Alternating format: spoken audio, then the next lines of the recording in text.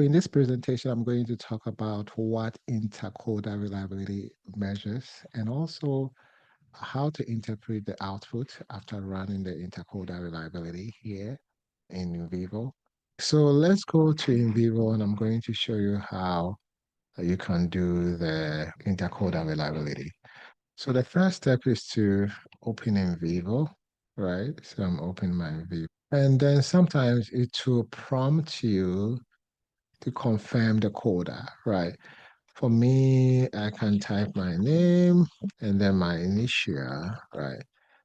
Normally, it prompts you when you have two coders using the same computer and the same software, right? So that when anybody opens, you indicate who you are so that we know who coded what, right? So you click on OK. Okay, so when you click on OK, this is what you're going to see. And I'm going to use a project sample here, right? This is about environmental change down east. This is a sample project that I'm going to use for this demonstration.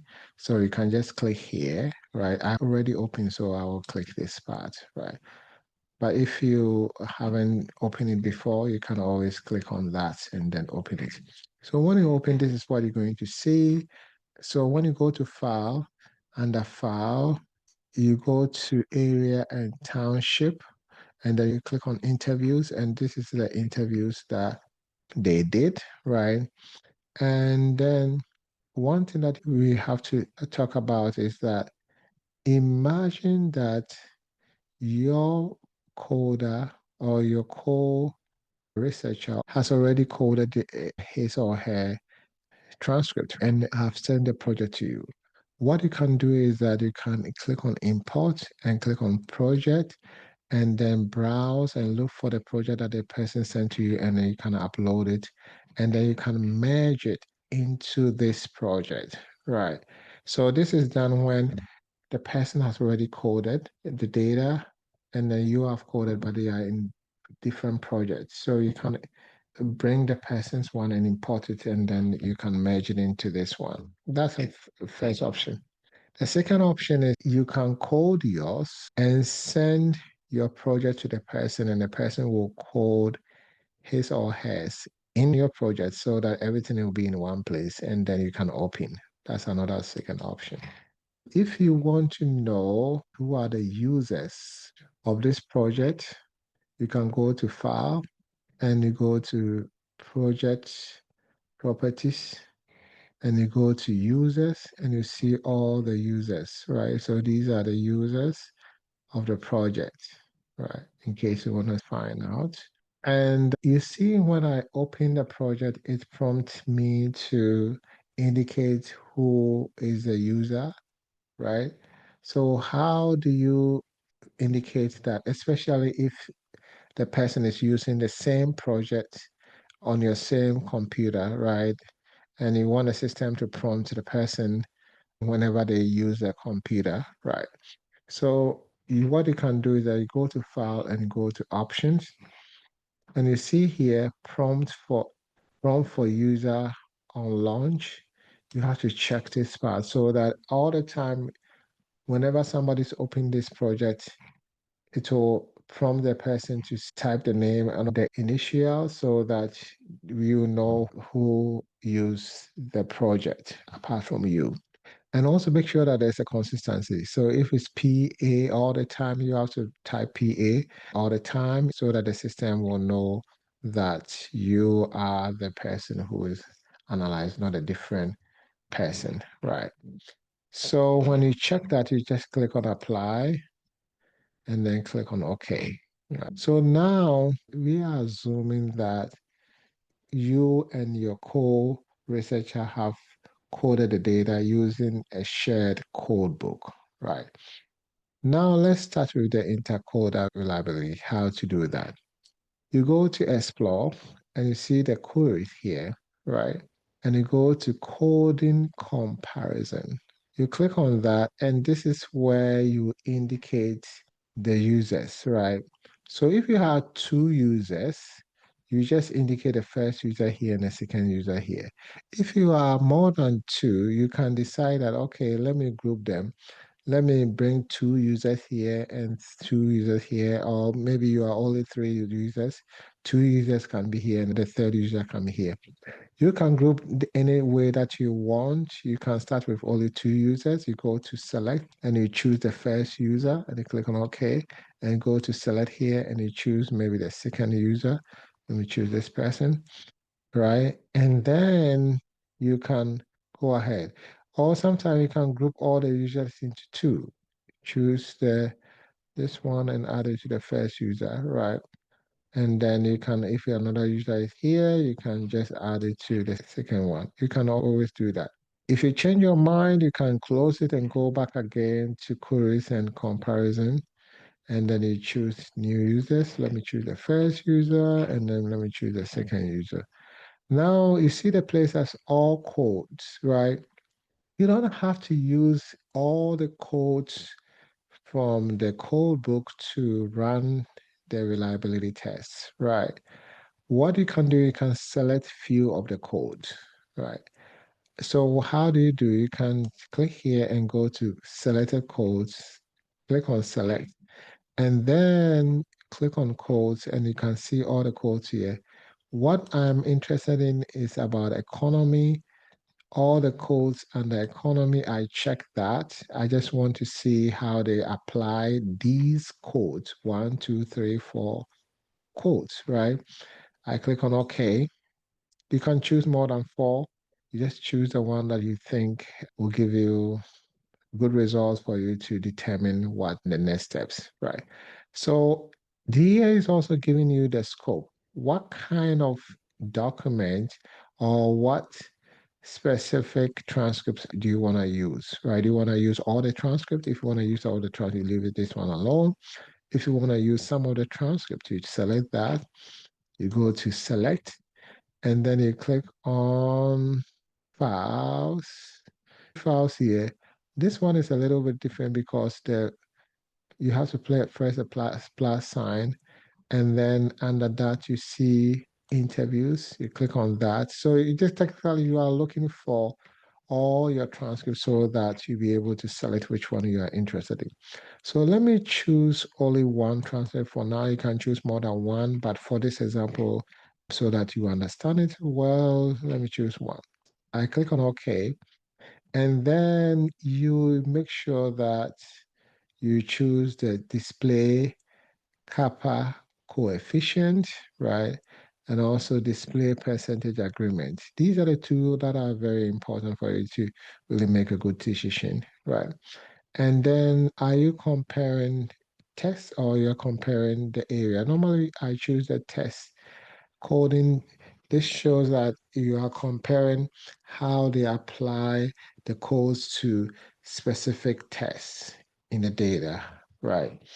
So when you are done, you click on run. Before you click on run to, you can also save the criteria in case you want to run it several times. You can click on save. But when you click on save, it will ask you for the name so that when you go here, you can find it, right? So the name can be, I would just say R1, Intercoder Reliability 1. And then I click on run. And then the system will give me this table, right? Sometimes you may not see what is out here. So what I always do is to right click here and go to undock so that it will pull the table so that you see everything. Now I see the results here, right? Okay, so sometimes the results may be confusing, but there's a good option. The first option is to use this cheat sheet that I've created here to help you to interpret, or you can download it and then upload it on ChatGPT and ask ChatGPT to help you to understand this output from NVivo, right? And then ChatGPT will be help you to understand. So let's start with the Kappa coefficient. So you see that here is one. Let's just forget about the rest first. Let's focus on kappa.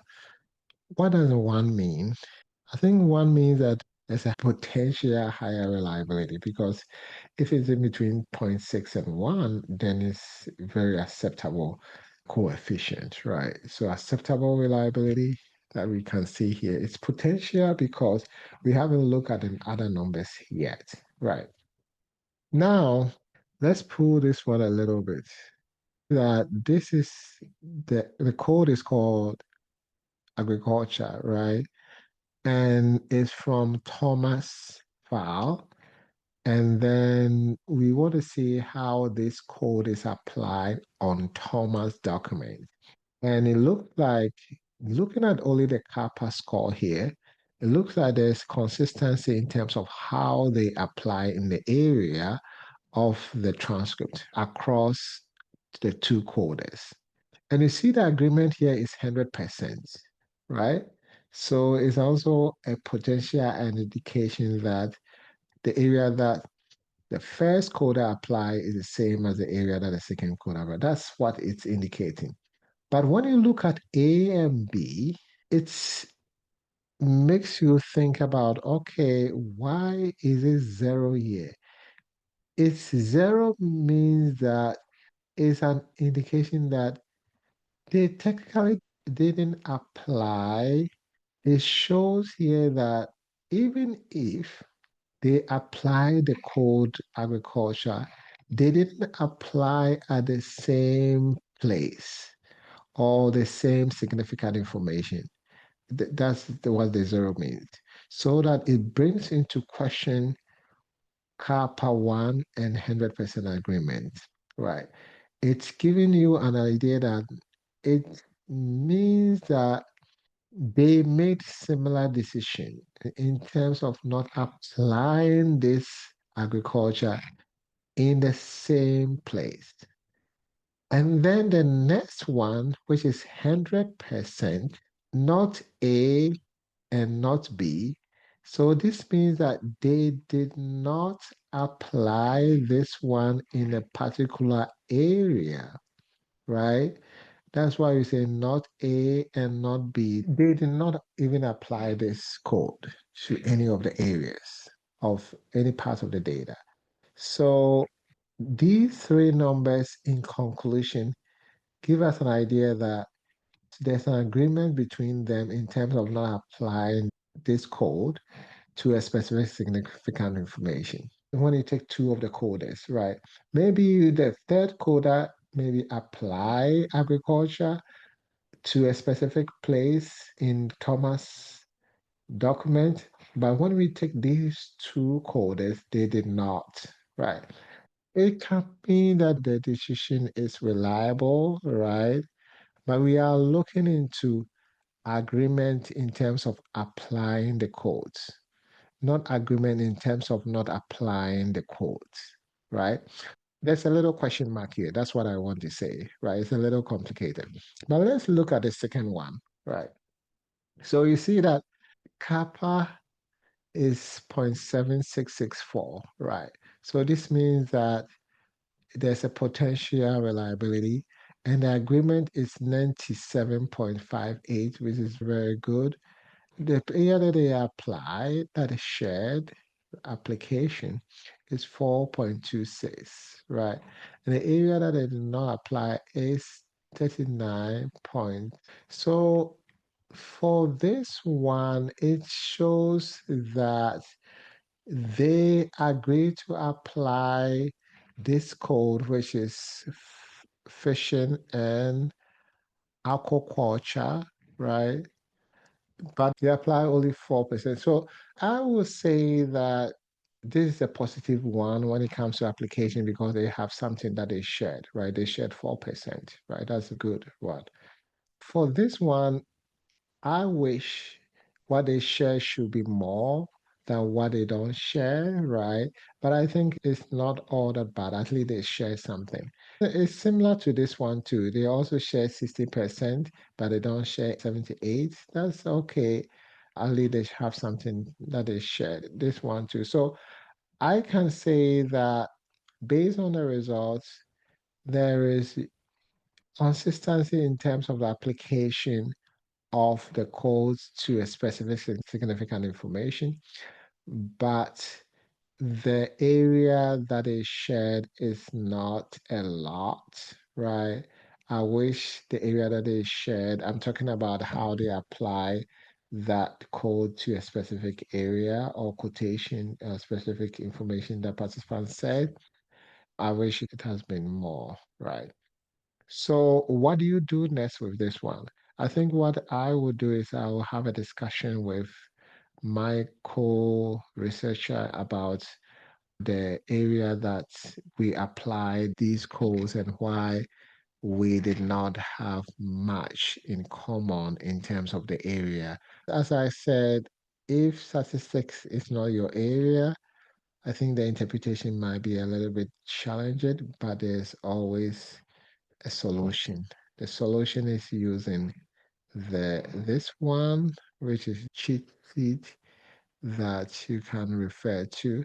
And it also have a sample of how to even write about the results in terms of the Kappa results in if you are working on a dissertation, right? This is the template that you can also use in terms of writing the report. You can export this one if you want to. You can right click on it and export list, right? And then you click on save to export.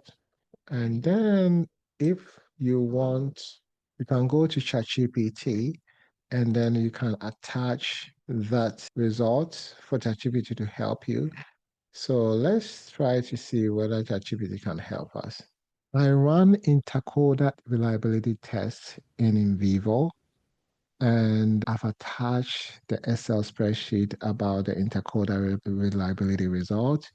Can you go through and help me to understand the findings? And then I click on enter. Let's see. Okay, so you see that agriculture one is, it looks like this one is perfect. Agreement, as I said, you have to be very careful here. It's a perfect agreement, but when you look at the other numbers, where we're going to go through a little bit, you see. So looking at the two columns, which is the Kappa and an agreement, it looks like yes, the first one is perfect, the second one is substantial, the next one is the almost perfect and the almost. So they are all good, but you also have to look at the other numbers too to help you to conclude, right? So you see here, Kappa is 100, agreement is 100. This means that both coded this concept exactly the same, right?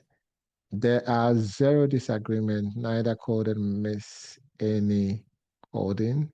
Okay, this is the ideal results. Okay, so it looks like the system only focus on the two columns. So I'm going to ask, can you help me to interpret the A and B and not A and not B columns? So you see here, A and B. This column represents the percentage of the document where both coders apply the code to exactly the same test, right? So in other words, both coders agree that this session should receive this code, right? So let's see. So let's say coder A coded 120 units, coder B coded 115 units. They both coded the same 100 units. So it's gonna be 100 divided by 1,000. That will be 10%. So let's see. Okay, so let's look at this one, how the system interpreted this one. Job and cost of living, right? So you can see here that A and B is 16 point. Okay, let's see the interpretation. So A and B is equal to 16.84. This means approximately 16.84 of the transcripts were coded by both coders as job and cost of living. Okay, this represents a strong form of agreement because both coded independently identify the same passage. Okay, perfect. So if it's around 10 and above in terms of the percentage that is shared, it looks like it's very good. So going back to here, it looks like the 16 is very good. My 6.4 is moderate, and 4 is not a lot, right? But if you have 10 bar percentage, it's good. So it has also explained that not A and not B, right? Things that they don't share in common. So let's see here. So if not A and not B is equal to 93.32%, it means that about 93% of the transcript was judged by both coded as not discussing fishing or aquaculture. This is still agreement. Okay. So it looks like here is why percentage agreement can be misleading, and then they provide an example. So I told you about how it can be misleading, so you have to be very careful interpreting this one. So, so I see how I was able to use ChatGPT to help me to understand part of the data. You can continue to have a discussion with it, interaction with it, and see so that you can understand the findings. Let me know your thoughts. I hope I explained it well to you. I hope my explanation helps. And if you are not clear about anything, you can also let me know. But at the end of the day, if you are not comfortable using the intercoder reliability, you can use the collaborative coding strategy, which is more consistent with the philosophical paradigm that inform qualitative study, because we don't really focus too much on numbers. We just focus on words and explaining and having exploring issues using non-numeric data. I hope this one was helpful for you. Let me know whether you have any questions, and also thank you for your time.